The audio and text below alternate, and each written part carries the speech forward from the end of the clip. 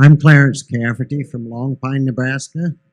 I'd like to know if we can get another 400 hitter by starting another Borsheim store someplace in this United States. Well, it's an interesting question about both the Borsheims and the Mart. I mean, and of course they're owned, as you probably know, historically by the same family. I mean, it was Mrs. B's sister's family that bought Borsheims, but in effect started it virtually from scratch.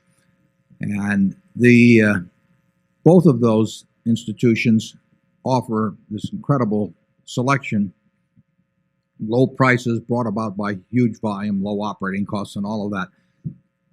Operating multiple locations, you would get some benefit, obviously, from the name and the reputation, but you would lose something in terms of the amount of selection that could be offered. There's $50 million plus at retail of jewelry at Borsheim's one location. Well, when someone wants to buy a ring or a pearl necklace or something of the sort, they can see more offerings at a place like that than they possibly could at somebody who's trying to maintain inventory at 20 or 50 locations.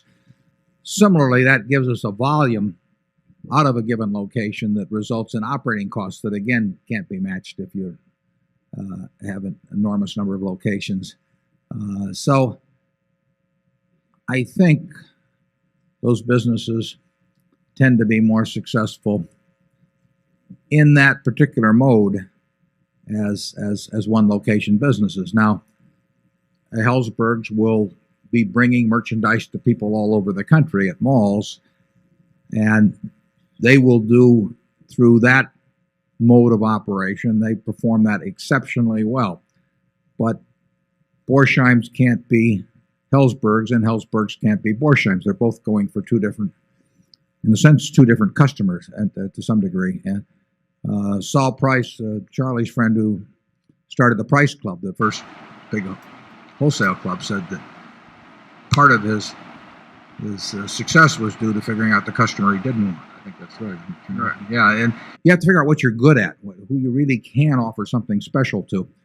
Borsheim's offers something very special to people, but in part it comes about through being at one location. You can see more of almost any kind of jewelry you want there than you're going to see virtually any place in the world.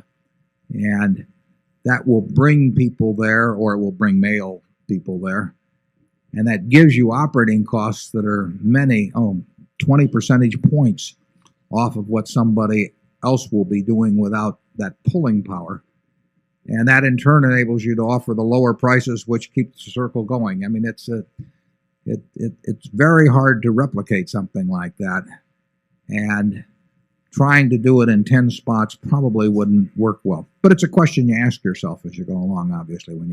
McDonald's certainly did well by deciding to open a second store. I mean, Zone 3.